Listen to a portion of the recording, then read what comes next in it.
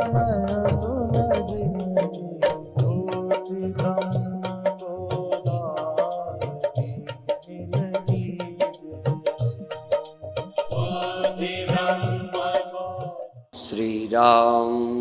राम जय जय राम।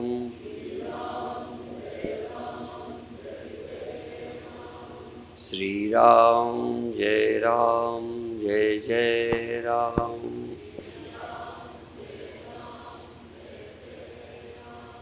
सच्चिदानंद भगवान की, सनातन धर्म की। हमको दृष्टि बदलनी है या हमको कई दृष्टियां प्राप्त करनी।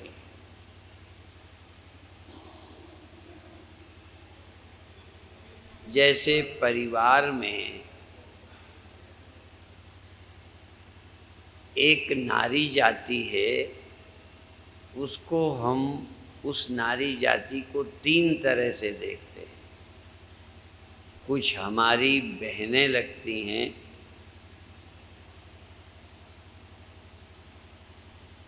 कोई हमारी माँ लगती है और कोई हमारी बेटी लगती है।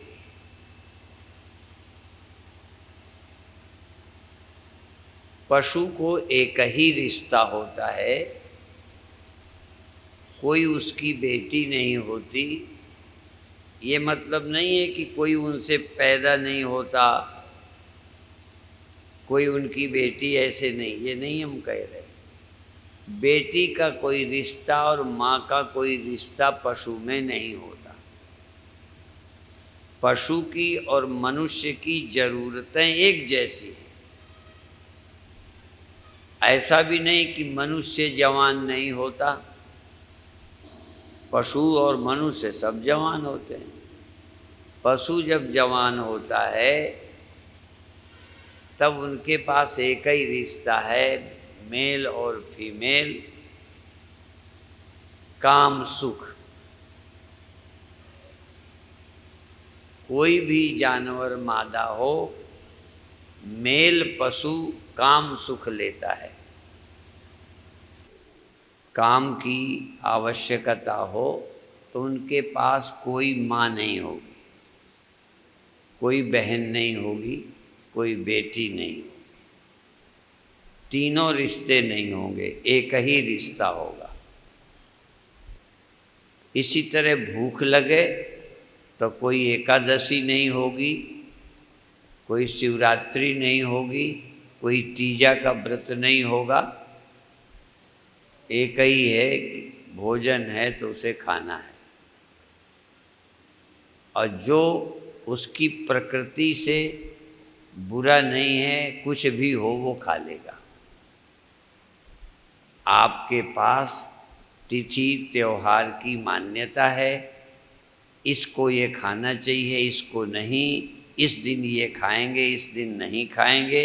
ये दृष्टि सिर्फ धर्म ने मनुष्यों को दी है, प्रकृति ने नहीं दी, ध्यान रखना। ये दृष्टि धर्म ने दी है, और कोई ऐसा धर्म नहीं है जिसने कोई दृष्टि न दी हो। यहाँ तक हम मुसलमान नहीं हैं, हम अपने को मुसलमान नहीं मानते, लेकिन मुसलमान ने भी थोड़ा बहुत तो दृष्टि दी है कि विवाह करना चाहिए। बिना विवाह के संतान नहीं पैदा करनी चाहिए, ये दृष्टि इस्लाम के पास भी है। नहीं, शादी की क्या आवश्यकता। अर्थात कोई रिलीजन विश्व में नहीं है जो कोई न कोई दृष्टि नहीं देता, सोच देता है। काम विकार आने पर, आपके जवान होने पर भी आप कभी कभी अकेले माँ के पास रहते हैं। आपको कौन रोकता है? ये कौन देखता है कि ये माँ है? मेरी पत्नी नहीं है, पत्नी बनाई गई है, पत्नी की दृष्टि दी गई है, पति की दृष्टि दी गई है, और ये माँ हैं, बहन हैं, पुत्री हैं, ये भी दृष्टि दी गई है। ये तो हम धर्म की दृष्टि बता रहे हैं, अभी अध्यात्म की नहीं बता रहे।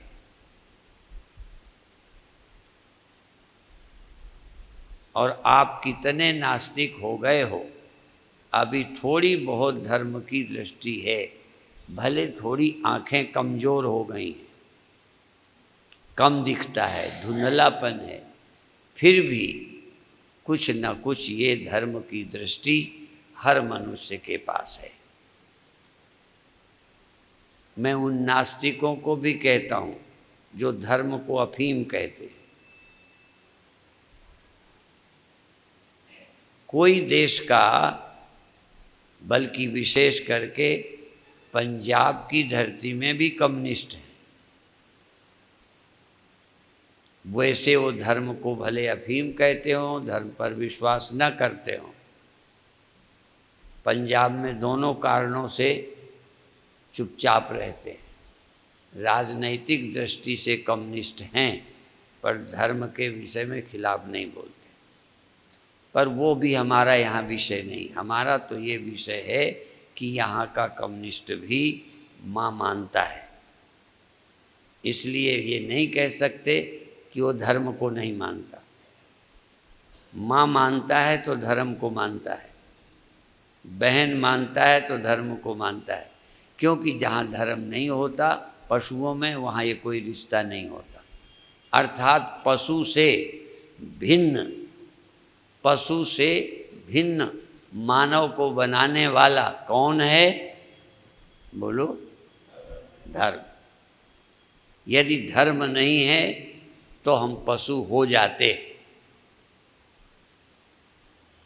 ये ठीक है कि अभी मनुष्यों में थोड़ा सा फर्क है, पर फिर भी कोई धर्मात्मा ऐसा नहीं है जो पूरा पशु हो जाए।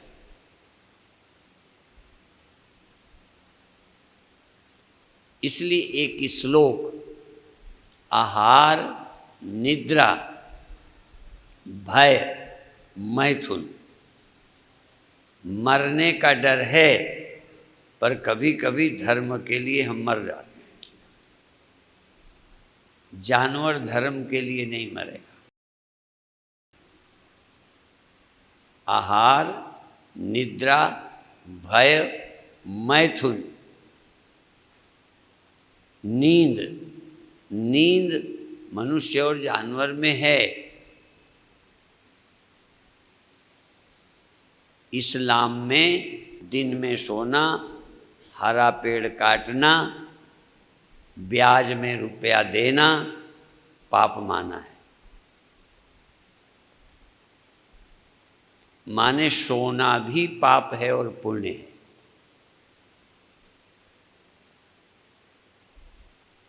खाना भी पाप और पुण्य है। इसलिए रोजा के दिनों में उस तरह नहीं खाते। कोई जानवर ऐसा होगा। इसलिए सभी धर्म हमें पशुता से और का निर्माण करते हैं। मनुष्य के निर्माण में धर्म का 100% हाथ है। धर्म के बिना कोई मनुष्य पशु से भिन्न नहीं होगा, बल्कि पशु से बुरा होगा। क्यों? पशु और मनुष्य में थोड़ा भिन्नता है। पशु की नेचर, वो नाक के द्वारा कामी बनता है। उसकी इंद्रियां काम में प्रेरित करती हैं। मनुष्य नाक के बल पर कामी नहीं है, इसलिए अधिक हो सकेगा। वो नाक उसकी बता देती है। दिन रात साथ रहते हैं युवा कुत्ता युवा कुत्ती। मैं ऐसे उदाहरण दूंगा कि तुम देख सकते हो। साथ रहते हैं, कोई वहाँ व्यवस्था नहीं है, कोई रोक नहीं लगी, शर्म भी नहीं, पर बुरे नहीं हैं, साथ रहते हैं, क्योंकि अभी मादा के अंदर वो चीज़ नहीं आई। कोई भी 5 वर्ष की बच्ची के साथ बलात्कार जानवर नहीं करेगा। इसलिए फिर कहता हूँ, यदि मनुष्य से धर्म हटा लिया जाए तो इस जैसा दुनिया में अत्याचारी कोई नहीं होगा। यद्यपि धर्म के नाम से भी कई दोष मनुष्य में आए हैं। एक मजहब दूसरे मजहब से लड़ता है, क्योंकि किसी के मजहब में थोड़ी मान्यता ज़्यादा है, किसी में कम है। कई धर्मों में, जैसे इस्लाम में, माँ यदि अलग अलग हो और बाप एक हो, 3 स्त्रियों से एक मुसलमान की संतानें हों तो एक स्त्री की संतान दूसरे की स्त्री की संतान से शादी हो सकती है। अब चूंकि हम नहीं इसको मानते, इसलिए हमें वो गलत लगते हैं, और हम मानते हैं इसलिए मुसलमान को हम बेवकूफ़ लगते हैं। बुरा नहीं माने, इसलिए एक धर्म के लोग दूसरे धर्म को थोड़ी मान्यताओं के भेद से लड़ते हैं। पर एक बात निश्चित है कि कोई धर्मात्मा मान्यता विहीन नहीं हो सकता।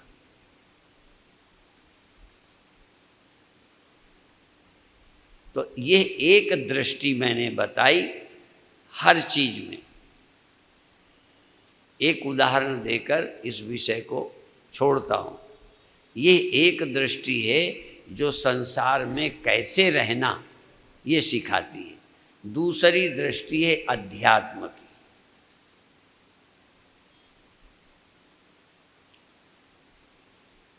एक दृष्टि है प्रकृति की जो जानवरों में है, वो प्राकृतिक दृष्टि है। काम है, भूख है, आहार है, निद्रा है, भय है और मैथुन है। ये प्राकृतिक आवश्यकता है, ये भी सब में है, और थोड़ा बहुत इसका उपयोग जानवर की तरह मनुष्य भी करता ही करता है। ये एक दृष्टि है, धर्म नहीं। दूसरी दृष्टि है जिसमें प्रकृति भी है और धर्म भी है। आप में प्रकृति भी है, स्त्री पुरुष के प्रति प्यार है, पर धर्म भी है। यदि बिल्कुल ना होता तो तुम शादी ही न करते, संतान ही न होती।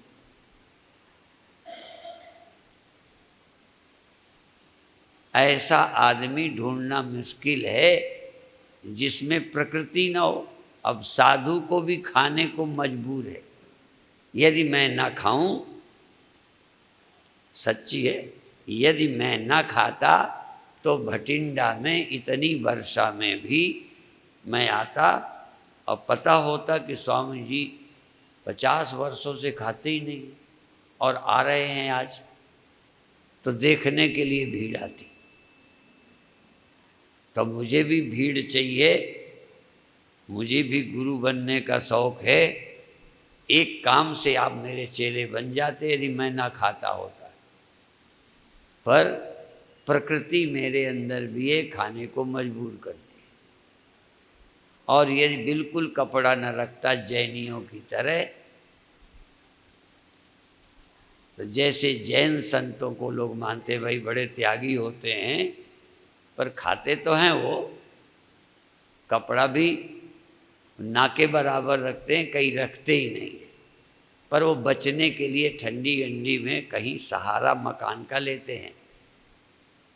यदि इसका भी सहारा न लेते तो और ज़्यादा श्रद्धा हो जाती। होती कि नहीं?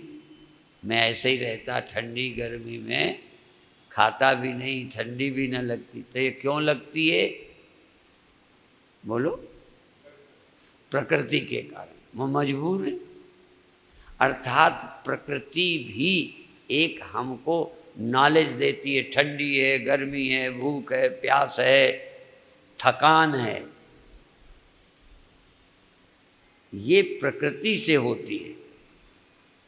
उस प्रकृति में उत्साह के कारण कभी कम थकान लगती है, अर्थात उस प्रकृति में ही दूसरा धर्म आने से संस्कृति बन गई। पशु की कोई संस्कृति नहीं है, पशु की कोई कल्चर नहीं है, वह नेचर है। तो यह एक है नेचर, दूसरी है कल्चर, और तीसरी बात है न नेचर न कल्चर, वो है अध्यात्म, जो किसी जानवर में, मनुष्य में बिना ग्रंथों के हो नहीं सकता। इसलिए ये 100 चंदा उगो, कुछ भी हो जाए, सूरज चढ़े 1000, एते चांदन होंदियाँ, गुरु बिन घोर अंधार। गुरु के बिना जो दिख ही नहीं सकता, पता ही नहीं चल सकता, कितनी तपस्या कर लो। आत्मा परमात्मा तपस्या से नहीं मिलता। इसीलिए एक है कि विश्वामित्र 50,000 साल तपस्या और वशिष्ठ जी का 2 घड़ी का सत्संग। एक बार कंपटीशन हो गया, जैसे हम तुम्हारे यहाँ जाएं तो बहुत स्वागत करो, तुम हमारे यहाँ आओ हम कम करें, तो लगेगा हमारी तुमने कीमत नहीं की।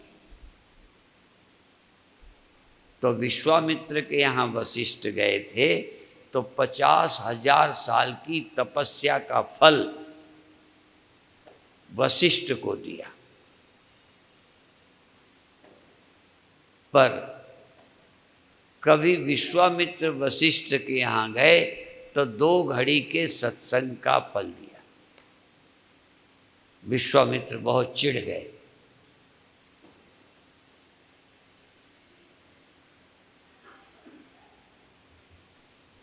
बड़ी कहानी लंबी है। उनके पुत्रों को श्राप दिया, फिर भी वशिष्ठ विश्वामित्र की प्रशंसा करते हैं। चांदनी छिटकी हुई थी, रात का समय था, वो चुपचाप गए थे उनके विषय में नुकसान पहुंचाने, या क्या बात करते हैं सुनने, या घात लगा के मारने। तो वशिष्ठ अपनी पत्नी को कहते हैं, आज की चांदनी इतनी अच्छी है, स्वच्छ है, निर्मल है, जैसे विश्वामित्र की तपस्या। पीठ पीछे भी ज्ञानी प्रशंसा कर रहा है और तपस्वी जल रहा है।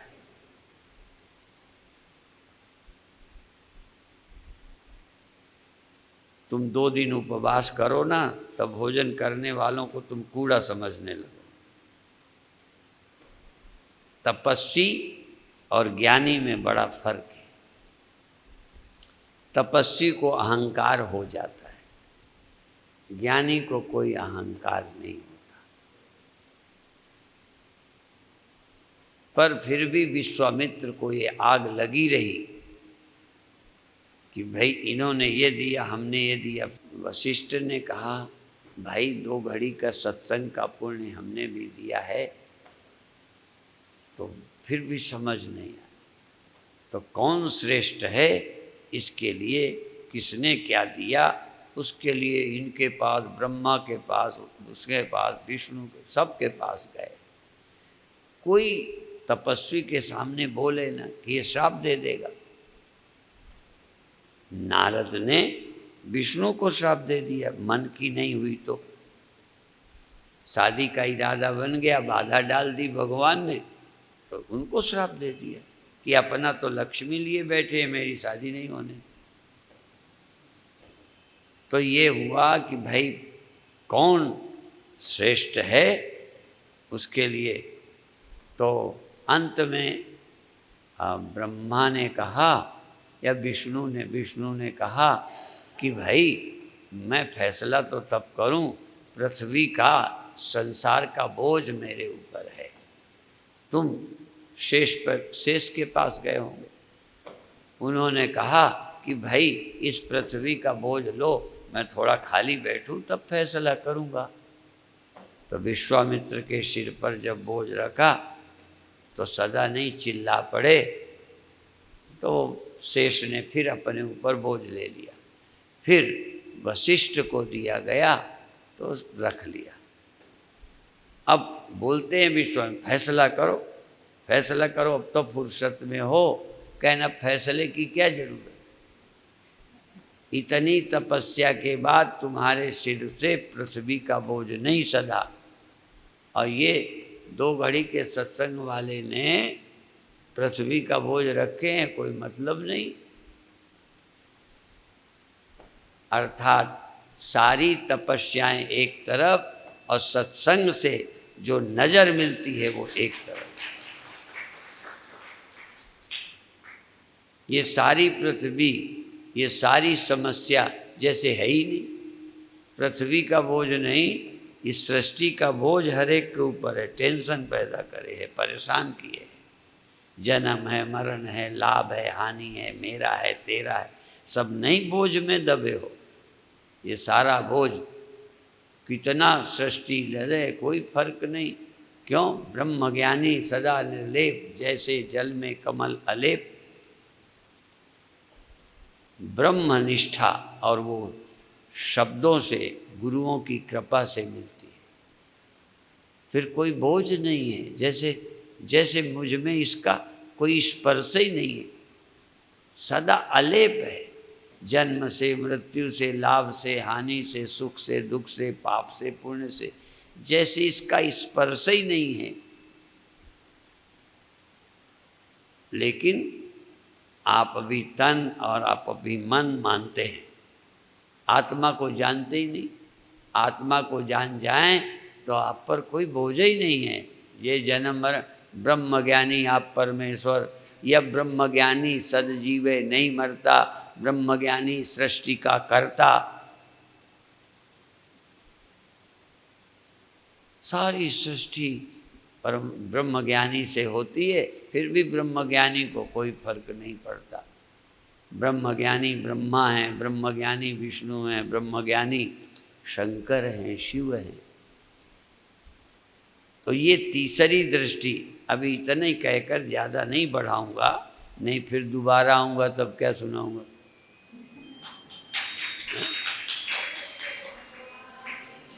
अभी तो ऐसा हो गया, मिलियो गरुड़ मार्ग में मोही, कौन भांति समझाऊं तो ही।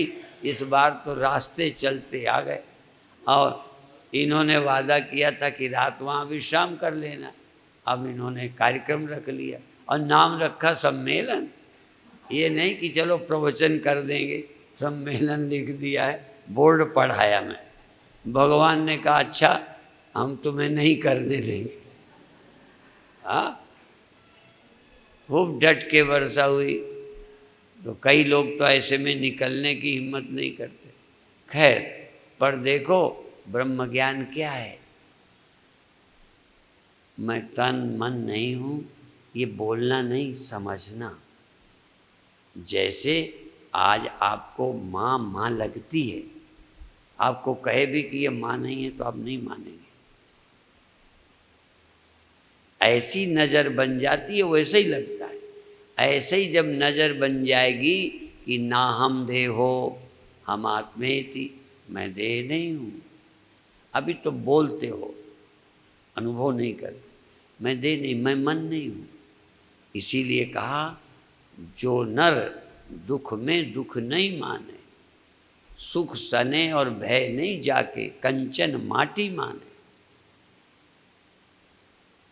ये भी एक नज़र पैदा हो जाती है। जैसे मैं देह हूँ, ये नज़र सहज है, पर देह होते हुए मैं पिता हूँ, बहन हूँ, माँ हूँ, ये धर्म की नज़र है। और तुम देह ही नहीं हो, तुम कर्ता ही नहीं हो, ये सब प्रकृति है, तुम इससे मुक्त गुणातीत परमात्मा हो, आत्मा हो। ये दृष्टि अध्यात्म है। वो मुश्किल से प्राप्त होती है। तीसरी आँख, एक आँख तो कुत्ता बिल्ली गधों के है, दूसरी आँख किन्हीं किन्हीं मनुष्यों के है, ये तीसरी आँख शिव के पास थी। हर ज्ञानी के पास तीसरी आँख होती है। उस तीसरी दृष्टि को प्राप्त करते फिर कोई कर्तव्य बाकी नहीं रह जाता। उस तीसरी दृष्टि को प्राप्त करना है, मेहनत है। यद्यपि धर्म की दृष्टि रोज इतना प्रचार के बाद भी बलात्कार, बहन बेटियों का अपहरण, सेठों का अपहरण धन के लिए, ये कौन करता है? यही, चाहे वो हिंदू हैं, चाहे सिख हैं, चाहे मुसलमान। इसका मतलब धर्म की दृष्टि भी अब मजबूत नहीं है, कमज़ोर हो गई है। अध्यात्म तो जीरो है, अध्यात्म तो है ही कहाँ। अध्यात्म होता तो इंद्र भी तुमको गरीब लगता। इंद्रोपि रंकवत भाति का कथा नृप कीट का। ये कीड़ों के समान राजाओं की क्या वैल्यू है ज्ञानी के सामने? इंद्र भी गरीब लगता है। ऐसी नज़र गुरु देते हैं कि कोई चिंता ही नहीं। उस नज़र को प्राप्त करने के लिए ज्ञानियों का सत्संग है। और जैसे धर्म पर विश्वास करने से आप हिंदू या सिख हैं, भाई या बहन हैं, पिता या पुत्री हैं, और बहुत बुराइयों से बचते हैं। कौन बचते हैं, कौन गिर जाते हैं? जिनका धर्म पर विश्वास कमज़ोर है। ठीक है। इसी तरह दुखी कौन होगा, चिंता कौन करेगा? जिसके पास अध्यात्म की दृष्टि नहीं है, जिनके पास गुरुओं की कृपा नहीं है। इसलिए एक ओंकार सतनाम करता पुरुष, निर्भव निर्वैर अकाल मूरत अजूनी साहेबंग, गुरु प्रसाद जप आद सच जुगाद सच है भी सच, नानक होसी भी सच। वो दृष्टि प्राप्त हो जाए, निश्चिंत मुक्त। और कौन मुक्त होता है? शरीरधारी ही गुरु, शरीरधारी राम भगवान, शरीरधारी शिव, शरीरधारी संत मुक्त है।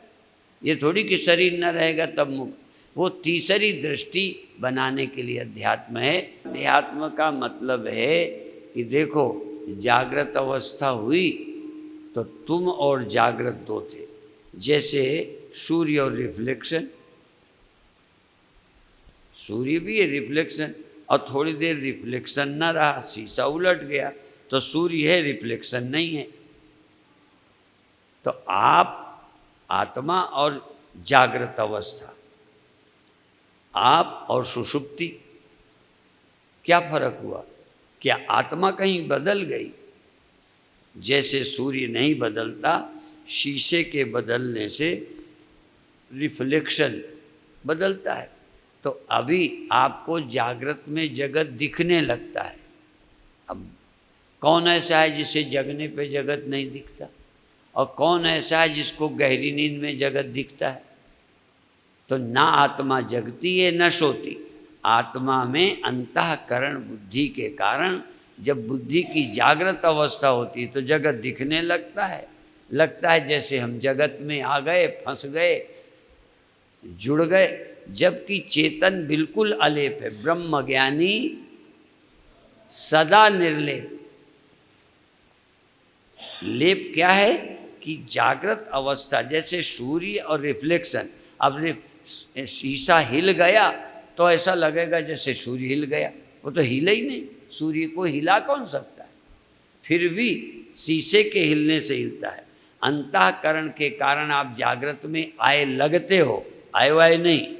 अंतःकरण सो गया तो लगता है संसार से कोई मतलब नहीं। ये जो है अंतःकरण की प्रकृति तुम्हें अपने में शामिल कर लेते हो। इसलिए जब ब्रह्म ज्ञान होगा समझ जाओगे कि मैं साक्षी सूर्य हूँ, ये रिफ्लेक्शन में नहीं हूँ। इसका विस्तार से स्पष्ट करना, दिमाग में धंसाना, बिठाना, क्योंकि कहने पर भी ये समझ नहीं आता। और पुरानी आदत से सुन के भी आप वही मानोगे, मैं जगता कैसे नहीं हूँ, मैं सोता कैसे नहीं? सोते हो आप, नहीं जगते हो आप। केवल अंतःकरण के कारण जगना मालूम पड़ता है सोना। जागृत स्वप्न सुषुप्ति हैं बुद्धि की अवस्था, मैं बुद्धि से परे हूँ याते सदा शिवो। अब कोई कैसे समझाए कि शीशे होने से भी सूर्य को दो हो गए क्या? और करोड़ों शीशे हों तो सूर्य करोड़ों हो गए क्या? एक का एक है वो। और न वो हिलता है, न डुलता है, न कम होता है, न ज़्यादा होता है। और शीशे में फर्क पड़ता है। ऐसे ही मन जागा तो जाग गए, मन सोया तो सो गए, मन जागा तो देह में आ गए, देह की भूख प्यास मालूम पड़ने लगी। जैसे अब मेरी देखो नज़र इधर है, मोटा उदाहरण दे, तुम तो मुझे दिखते हो, पीछे की दीवार मुझे दिखती है, बोलो, और मैं देख के बताऊं? कैसे देखूंगा? मैं आगे शीशा लगा लूँगा, अब पीछे आप खड़े हो जाओ, उंगली दिखाओ, कुछ दिखाओ, मैं देख लूँगा। तो मेरी आंख आगे पीछे गई क्या? बोलो। केवल शीशे का एंगल किया तो नज़र वहाँ पहुँच गई जहाँ नहीं गई, गई दिखी, मुझे दिख भी गया, ऐसा भी नहीं कि दिखा नहीं। तो मैं ही शीशे के द्वारा लगेगा, अब मैं देख रहा हूँ, शीशा हटा दिया तो लगे नहीं देख रहा हूँ। तो ये जो जगत दिखने लगता है, नहीं दिखता है, ये सारा करामात चित्त की वृत्तियों का है, और वृत्तियाँ माया से बनती हैं। तुम शुद्ध सत्य को जान लोगे तो ये सारा परिवर्तन तुमको प्रभावित नहीं करेगा। पर ये बात 100% क्लियर हो जाए तब आपको इतना बताना प्रयोजन है कि बिना कहीं गए और जागे सोए, जागे लगने लगते हो, सोए लगने लगते हो। और नहीं, शीशा छोड़ दो, तुम अंतःकरण को सुला दूं, जगत देखो, सीधा सा है। वो तो एग्जाम्पल तुम्हारी खोपड़ी में धंसाने के लिए, बाकी जरूरत ही नहीं। तुम्हारी आँख हटा लें, जगत देखो, और आँख प्रकृति से बनी है।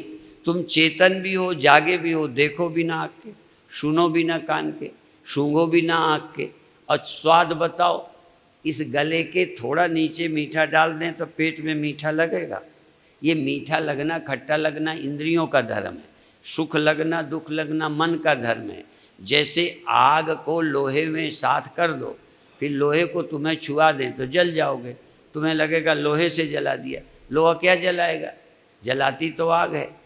ऐसे ही ये जो कुछ पता चलता है, पता तो मुझे को चलता है, पर आँख के थ्रू, कान के थ्रू। इसी तरह देह का पता, आँख भी लगी रहे, रूप नहीं दिखेगा, कान भी लगे रहे, सुनाई नहीं देगा। जब मन होगा तो आँख से जुड़ोगे, कान से जुड़ोगे। और मन भी प्रकृति का बना यंत्र है, 24 घंटा एक समान नहीं रहता। आत्मा सदा एक समान रहती है, मन के कारण आत्मा बदलती नजर आती है। इसलिए आपके पास तर्क काफ़ी है और करना चाहिए, पर फिर भी बता दें, जब हम पढ़ते थे तो पढ़ा था कि पृथ्वी घूमती है, सूर्य नहीं घूमता, सूर्य नहीं चलता, पृथ्वी चलती है। तो हमारे मन में भी उठता था कि ये भटिंडा यहाँ से वहाँ क्यों नहीं चला गया। मानसा वालों को लगा कि बटाला या भटिंडा इधर उधर क्यों नहीं गया, ये वहीं कैसे है। वो ऐसे ही तर्क उठते हैं, पर बाद में समझ आया कि पृथ्वी घूमती है, कोई भटिंडा अकेला थोड़ी घूम रहा है। तो पहले तर्क उठते थे, नदी इधर की उधर क्यों नहीं गई। और आज भी सूर्य ही आपको चलता दिखता है, जबकि बिल्कुल नहीं चलता। तो तुम्हारे दिखने का, महसूस करने का क्या करें। अभी भी आकाश किनारे रखा दिखता है, नहीं रखा कहीं। बचपन में हम दौड़ के जाते थे कि नज़दीक से देखें, आज तक नज़दीक नहीं पहुँचे। इस तरह से बहुत प्रतीतियाँ होती हैं जो सच नहीं हैं। और तो छोड़ दो, स्वप्न 100% झूठा था, तुम्हें उस समय सच लगा, जागे तक झूठा लगा, तो उसमें आत्मा थोड़ी खराब थी। वो तो जैसी बुद्धि हो जाए तैसे ही लगने लगता है। इसलिए बुद्धि जब तक सही नहीं होगी, यस्य नाहं कृतो भाव बुद्धि यस्य न लिप्यते, ये हमारी बुद्धि लिप्त हो जाती है। लगता है जैसे मैंने किया है। तुम करने वाले क्या हो, तुम कर भी क्या सकते हो, करके दिखा दो। तुम नहीं चाहते कि बूढ़े हो रहे हो, कौन कर रहा है, प्रकृति। तुम जागना चाहो न चाहो, प्रकृति जगा देती है, जगे लगने लगते हो। अर्थात प्रकृति का स्वभाव तुम्हें अपना लगता है, आपको अपने स्वभाव का पता नहीं। इसलिए अपने स्वभाव को जान लेने के बाद हम मुक्त होते हैं। इसलिए आत्मज्ञानी ब्रह्मज्ञानी की महिमा सुखमनी साहब में लिखी। आत्मज्ञान कोई यूं थोड़ी है खिलवाड़ की हाँ हो गया, समझिए, उसके लिए श्रद्धावान लभते ज्ञानम। बहुत श्रद्धा पूर्वक तुम कोशिश करोगे तब भी समझ नहीं आएगा, और तुम उल्टी सोचोगे ऐसा क्यों वैसा क्यों, तो बिल्कुल ही नहीं समझोगे। तर्क होना है, लेकिन ये मानकर कि वो गलत नहीं है, पर अभी हमारी समझ में नहीं आता। उसके लिए ये तर्क करें ऐसा क्यों होता है, इसमें तो उल्टा होता है, वो भी हमने सब पढ़ा हुआ है।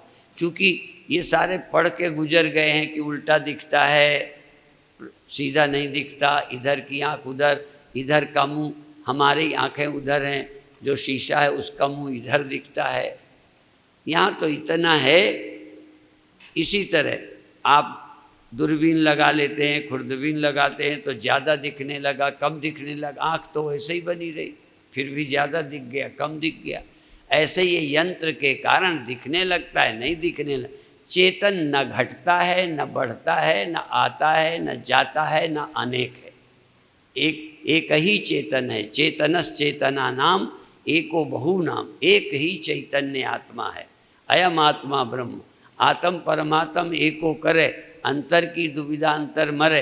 पढ़ लिया, खंडन तो नहीं करते हो, पर समझ आ गया क्या? ये समझना इतना आसान नहीं है। इसलिए आपको इतना ही कहेंगे, कोशिश करो कैसे ये हमारे अंदर धंस जाए, स्पष्ट हो जाए, इसके लिए प्रयास करें। ओम शांति शांति शांति।